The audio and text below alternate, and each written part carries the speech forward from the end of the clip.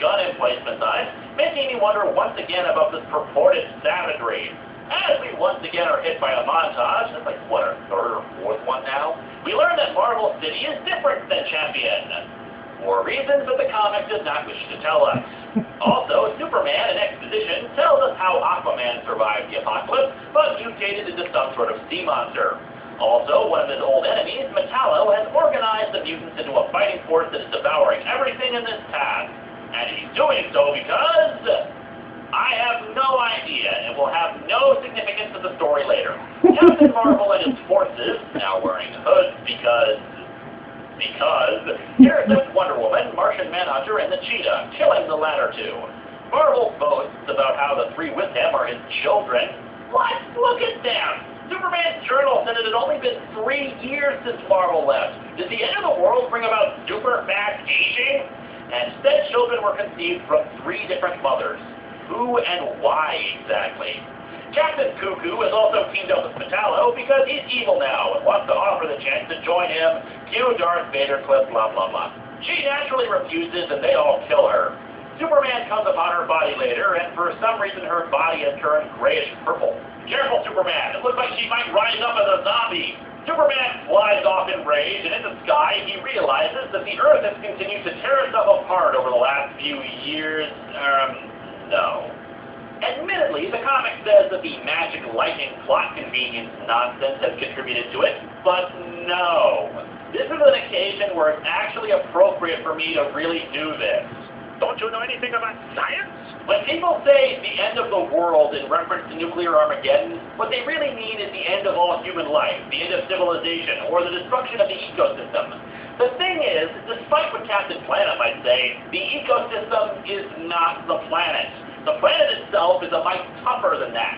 Earth's crust is about 20 to 30 miles thick, and that's not even getting into the mantles or the core of the planet itself. To put it in further context, the farthest mankind has been able to drill is roughly about 7 miles or so into the planet at best. Above-ground nuclear bombs release a lot of energy, but it's not directed at the ground. Let's really put our science caps on now, because I prefer talking about something intelligent and not the stupid as all hell comic. There are an estimated 60 to 70,000 nuclear weapons in the world. Even if you directed all of those weapons to a single spot on the planet at the same time and directed all the energy downward toward the planet, it might scratch the surface a little bit. More likely is that all that directed force might slightly move the planet out of orbit, like an inch or two. Maybe. I'm going by a specific tweet I received when I asked about the subject from one Dirty K.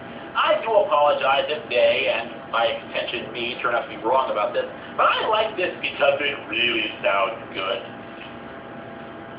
Using the most powerful nuke ever made, the Tsar Bomba, as a baseline, you would need roughly 400 quindecillion Tsar Bombas in order to completely destroy the Earth. That's 4 and 50 zeros on the end of it. Others made similar calculations, like Metal Hero Damien coming up with 875 quadrillion of the United States' strongest nukes to do it. So what's the point of that lengthy little bit there?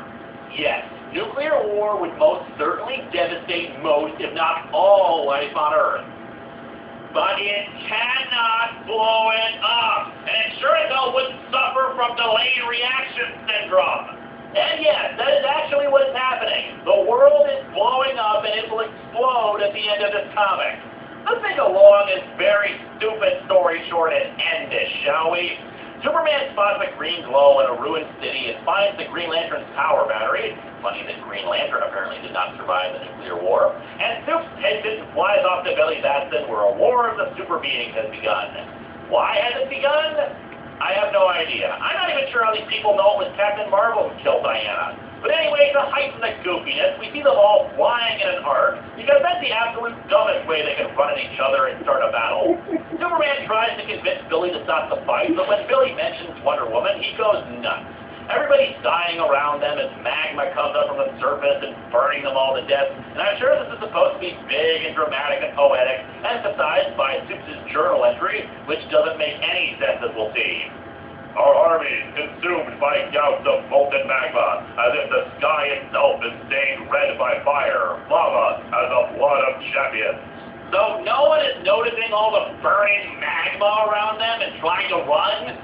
Anyway, like I said, this is supposed to be all dramatic as Superman finishes off Captain Marvel, or rather a random lightning strike does. Don't ask me, it doesn't make any sense in the comic either. However, all I can think of when I read this is that I'm reminded of a similar scene in a much better story.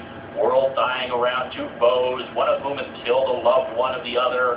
I have enough of you!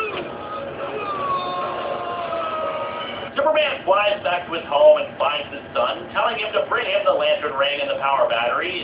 Wait, when the hell did Superman stop off at his house to drop those off? We literally went from him finding the thing to him going into battle. But yeah, Superman uses the ring to create a spaceship for his son to escape the dying world in.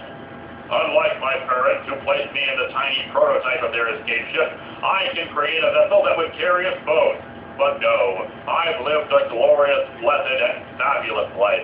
I survived the death of one planet and the near death of another. Actually, you're going 2 for 2 now. But it's time for another hero to carry on my family tradition. Yes, instead of coming with my son and guaranteeing that he'll make it out alive, especially since he has no flippin' clue how to use the Green Lantern ring to maintain the spaceship construct, I'll deprive my son of growing up with his father and just hope the spaceship lands him on a world that won't dissect him for scientific curiosity. Damn, I'm a great father.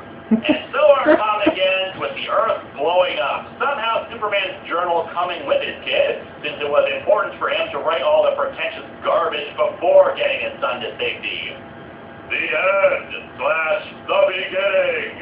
No, the end. Thank God it's the end. This comic sucks. Admittedly, the first half, while containing very goofy elements to it, like the lack of a nuclear winter, the giant rats, the giant hallucination, still had an interesting thing going for it, with Superman being the sole survivor of the apocalypse. However, as soon as he meets up with the others, it just becomes a confusing, shoddy mess.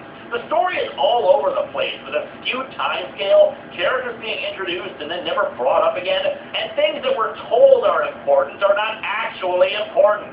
The worst part in this thing is Captain Marvel, who turns from a good, heroic kid on par with Superman into a jealous, insane weirdo.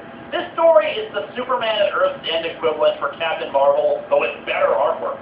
Bottom line, you want a good Elseworld story depicting a dark future that results in Captain Marvel versus Superman? Hunt down Kingdom Come, not this crap.